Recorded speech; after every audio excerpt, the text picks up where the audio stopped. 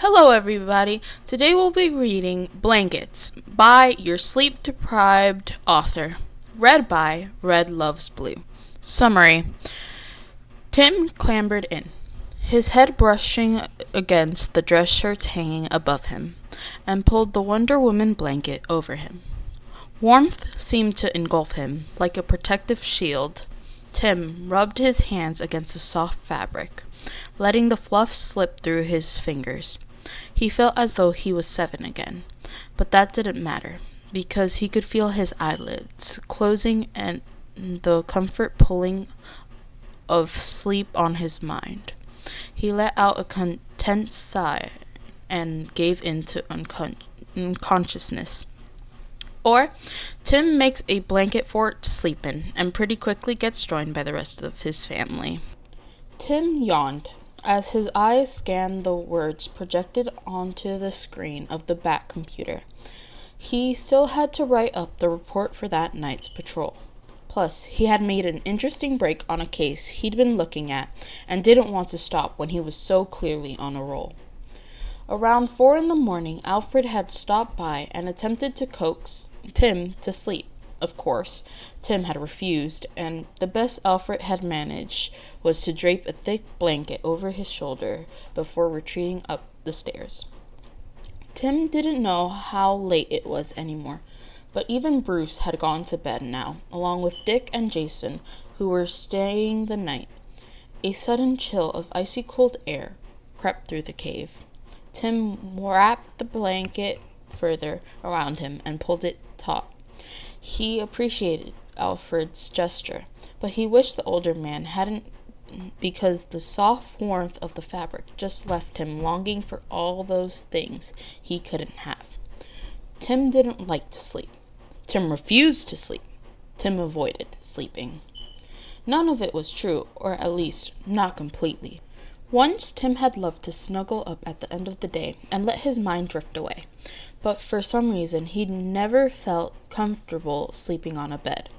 Maybe it was because of his parents' strict rules on having a clean room and a perfectly made bed. Or perhaps it was of all those times he'd sleep out in the open to wake to his dad yelling. Tim wasn't sure what the reason was, just that he could never fall asleep in a bed. He used to grab pillows and blankets to create some makeshift den in the smallest wardrobe of his room. It had been dark and warm, and he used to fall asleep almost instantly in there. But then his parents had found out, and it turned out 7-year-old boys should be too mature for blanket forts. Even now he lived at Wayne Manor permanently. Tim didn't want to risk appearing childish. Except now he was within the cocoon of the crimson blanket. Tim desperately wanted to curl up in a corner and sleep. Everyone was asleep. Perhaps if he'd just slept for a short while and woke up before they did. Tim took a large swig of coffee, then bundled up the blanket and found himself running up the Bat Cave stairs before he could think about this logically. The quicker he moved, the heavier his limbs felt as the weight of exhaustion came crashing down. By the time he had reached the door to his room, he was shuffling along, his eyes drooping closed every few seconds. He grabbed several blankets from sofas and chairs across the manor, including Jason's Wonder Woman one, but he'd be returning them before anyone could notice. Normally, he'd leave his bed alone in case his parents came in, but Tim was so desperate for warmth he yanked his duvet off the bed, followed by the pillows, and began stashing them in the wardrobe.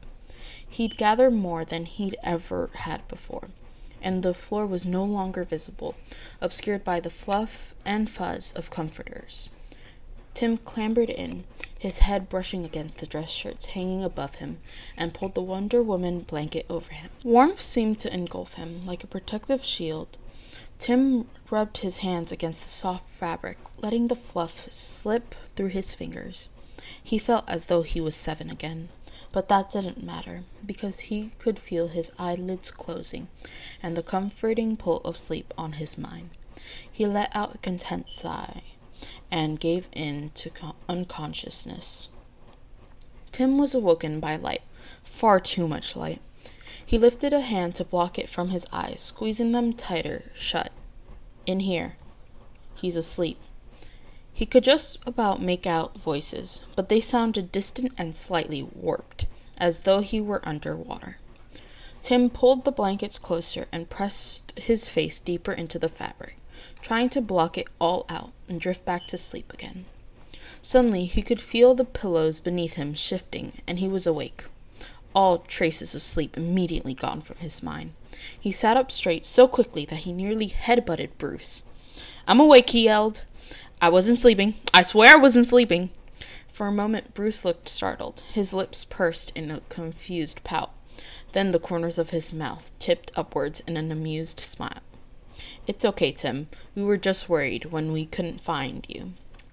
Tim blinked, his mind still feeling groggy from his abrupt awakening. He glanced around, looking from Bruce to Dick to Jason. They didn't look angry at him, nor were they sneering at his childishness. Jason may be eyeing his blanket, slightly suspicious, but that was about it. They weren't mad. They weren't going to grab the pillows and drag him out. They weren't going to hit him or yell at him or punish him. He wasn't at home with the Drakes. He was safe at the manor. He was safe. Tim slumped further into the blankets at the realization. "I'm sorry for scaring you," Tim murmured. He could feel Bruce's hand on his arm, a reassuring squeeze. "It's okay. I'm just sorry we woke you up." "You need to sleep," Dick added.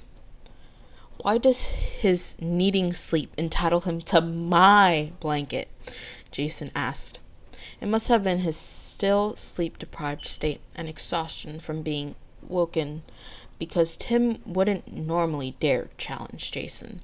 But at the moment, he pulled the Wonder Woman blanket closer to him. "Mine," he said firmly. "Did you just growl at me?" Jason asked, amazed. Dick laughed. Bruce sighed, one of those perfect dad sighs he did whenever he wasn't sure how to deal with them. Tim could feel the pillows shifting again, and he snapped his eyes open to see Jason making his way into the fort in an attempt to reach out and snatch his blanket back. Tim wriggled his legs, slamming them hard against Jason's ankles. It was an attempt to annoy Jason and get him back for what he was about to do. Tim hadn't expected Jason would be so caught off guard that he'd go toppling down, so he too ended up in a heap in the nest of blankets. "Hugs!" Dick yelled. Tim and Jason started to protest as they attempted to wriggle up and move out of the way, but it was too late. Dick practically launched himself into the wardrobe, grabbing both of them into one of those octopus hugs of his. He could hear Bruce's slightly amused, slightly startled laughter. Tim stopped wriggling. He could feel Dick's warmth through the thin fabric of his shirt. It was better than any warmth of the blankets could offer. He twisted himself around so he was facing towards Dick, and nestled his head into his older brother's chest.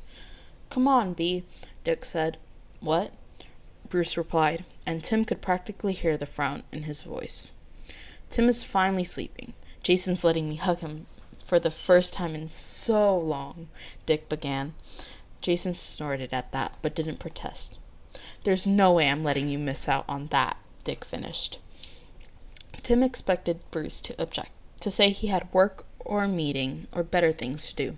He expected Bruce to tell them they should stop being childish. He didn't expect the pillows to shift once more as Bruce made his way into the cupboard that was far too small for the four of them. "I'm only staying 1 hour," he said, but his voice was already starting to sound muffled by the sleepiness. "Yeah, right," Dick laughed.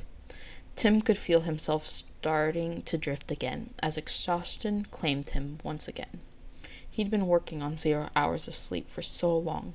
He'd had his protective shields up for so long, and he'd been scared of messing up around the others for so long. Tim took in a deep, refreshing breath and allowed himself to be vulnerable for the first time in years. Bruce shifted beside him, growing less and less tense by the second. Tim could feel the comforting rise and fall of his chest as he too succumbed to the lure of sleep.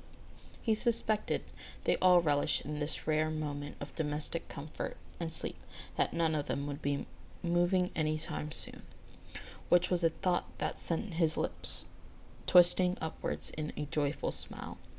He certainly felt no need to move, and he had no intentions to let the others either. Maybe he should make blanket nests more often. Notes. Eventually, Alfred comes looking for them and immediately takes a photo upon finding them, when he proceeds to use as blackmail to get everyone to family dinners on many future occasions. If you guys enjoyed it as much as I did, go ahead and head over and give kudos to the author. Well then, I hope you enjoyed. Goodbye.